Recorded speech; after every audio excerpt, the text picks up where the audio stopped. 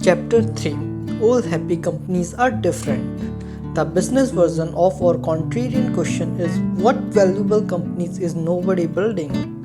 This question is harder than it looks because your company could create a lot of value without becoming very valuable itself. Creating value is not enough. You also need to capture some of the value you create. This means that even very big businesses can be bad businesses. For example, US airline companies serve millions of passengers and create hundreds of billions of dollars of value each year. But in 2012, when the average airfare each way was $178, the airline made only 37 cents per passenger trip. Compare them to Google, which creates less value but captures far more. Google brought in $50 billion in 2012 versus $160 billion for the airlines, but it kept 21% of those revenues as profits, more than 100 times the airline industry's profit margin that year. Google makes so much money that it's now worth 3 times more than every US airline combined.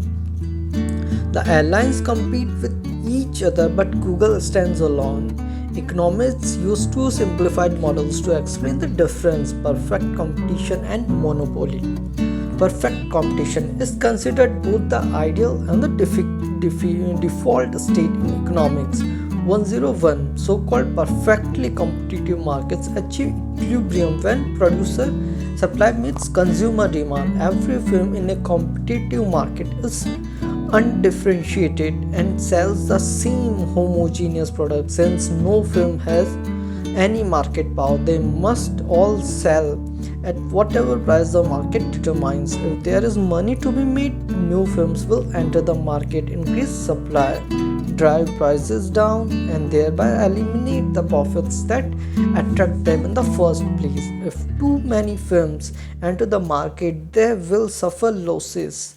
Some will fold and prices will rise back to sustainable levels. Under perfect competition, in the long run, no company makes an economic profit. The opposite of perfect competition is monopoly, whereas a competitive film must sell at the market price. A monopoly owns its market, so it can set its own prices. Since it has no competition, it produces at the quantity and price combination that maximizes its profits.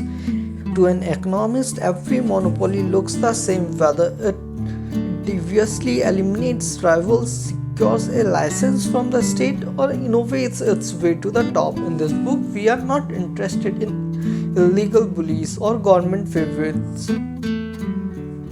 By monopoly, we mean the kind of company that's so good at what it does that no other film can offer a close substitute.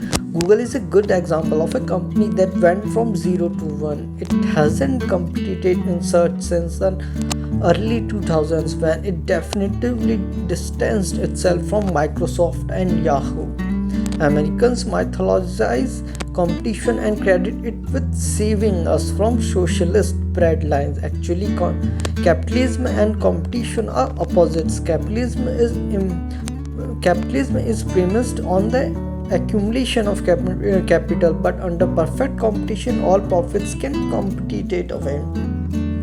The lesson for entrepreneurs is clear. If you want to create and capture lasting value, don't build an undifferentiated commodity business. Lies people tell. How much of the world is actually monopolistic? How much is truly competitive? It's hard to say because our common conversation about these matters is so confused. To the outside observer, all businesses can seem reasonably alike, so it's easy to perceive only small differences between them. But the reality is much more binary than that. There's an enormous difference between perfect competition and monopoly, and most businesses are much closer to one extreme than we commonly realize.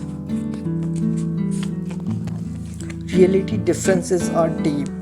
The confusion comes from a universal bias for describing market conditions in self serving ways. Both monopolists and competitors are incentivized to bend the truth. Monopolists lie to protect themselves. They know that bragging about the great monopoly invites being audited, scrutinized, and attacked since they very much want their monopoly profits to continue unmolested. They tend to do whatever they can to conceal their monopoly, usually by exaggerating the power of their non existent. Think about how Google talks about its business. It certainly doesn't claim to be a monopoly, but is it one? Well, it depends. A monopoly in what? Let's say that Google is primarily a search engine. As of mid 2014, it owns about 68% of the search market. Its closest competitor, Microsoft and Yahoo, have about 19% and 10% respectively. If that doesn't seem dominant enough, consider the fact that the word Google is now an official entry in the Oxford English Dictionary as a verb. Don't hold your breath waiting for that to happen to Bing. But suppose we say that Google is primarily an advertising company. That changes things. The US search engine advertising market is $17 billion annually. Online advertising is $37 billion annually. The entire US advertising market is $150 billion and global advertising is a $495 billion market. So even if Google completely monopolized a search engine advertising, it would own just 3.4% of the global advertising market. From this angle, Google looks like a small player in a competitive world. What if we frame Google as a multifaceted technology company instead? This seems reasonable enough. In addition to its search engine, Google makes dozens of other software products, not to mention robotic cars, Android phones, and wearable computers. But 95% of Google's revenue comes from search advertising. Its other products generated just $2.35 billion in 2012, and its consumer tech products a mere fraction of that, since consumer tech is a $965 billion market globally. Google owns less than 0.24% of it, a far cry from relevance, let alone monopoly. Framing itself as just another tech company allows Google to escape all sorts of unwanted attention. Competitive lies. Non-monopolists tell the opposite lie. We are in a league of our own. Entrepreneurs are always biased to understate the scale of competition, but that is the biggest mistake a startup can make. The fatal temptation is to describe your market extremely narrowly so that you dominate it by definition. Suppose you want to start a restaurant that serves British food in Palo Alto. No one else is doing it. You might reason, we all on the entire market, but that's only true if the relevant market is a market for British food specifically. What if the actual market is the Palo Alto restaurant market in general, and what if all the restaurants in nearby towns are part of the relevant market as well? These are hard questions, but the bigger problem is that you have an incentive not to ask them at all. When you hear that most new restaurants fail within 1 or 2 years, your instinct will be to come up with a story about how yours is different. You will spend time trying to convince people that you are exceptional instead of seriously considering whether that's true. It would be better to pause and consider whether there are people in Palo Alto who would rather eat British food above all else. It's very possible they don't exist. In 2001, my co-workers at PayPal and I would often get lunch on Castro Street in Mountain View. We had a pick of restaurants, starting with obvious categories like Indian, sushi, and burgers. There were more options once we settled on a type, North Indian or South Indian, cheaper or fancier, and so on.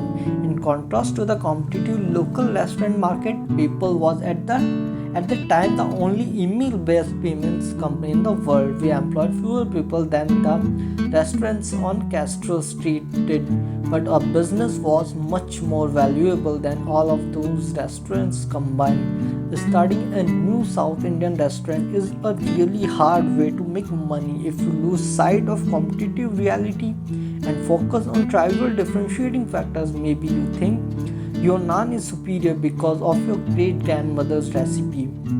Your business is unlikely to survive.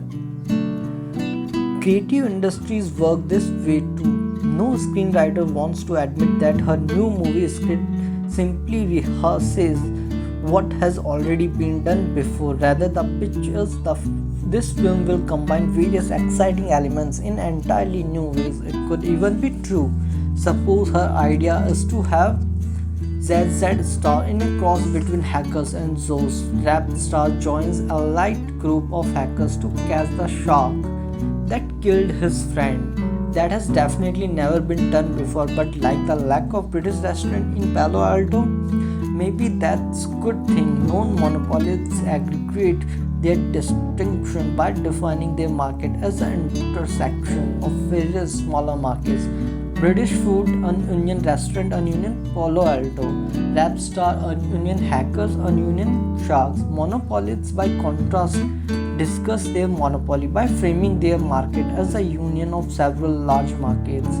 Search engine union, mobile phones union, wearable computer union, self-driving cars. What does a monopolist's union story look like in practice? Consider a statement from Google chairman Eric Schmidt's testimony at a 2012 congressional hearing. We face an extremely competitive landscape in which consumers have a multitude of options to access information or translate it from PR speak to plain English. Google is a small fish in a big pond. We could be swallowed whole at any time. We are not the monopoly that the government is looking for.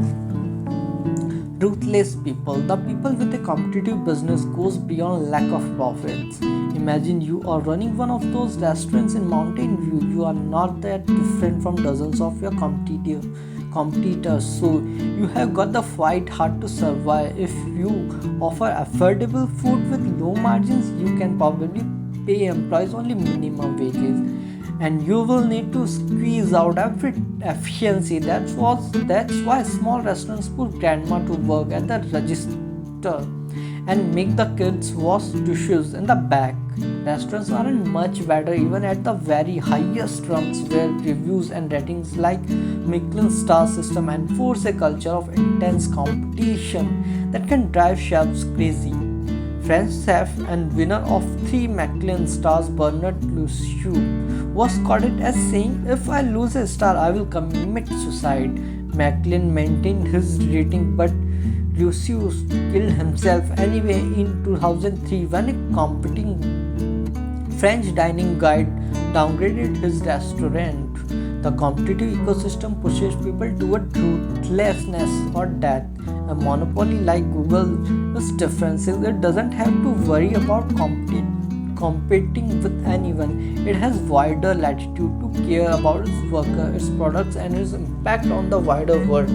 Google's motto, "Don't be evil," is in part a branding flaw, but it's also characteristic of a kind of business that's successful enough to take ethics seriously without jeopardizing its own existence. In business, money is either an important thing or it is everything.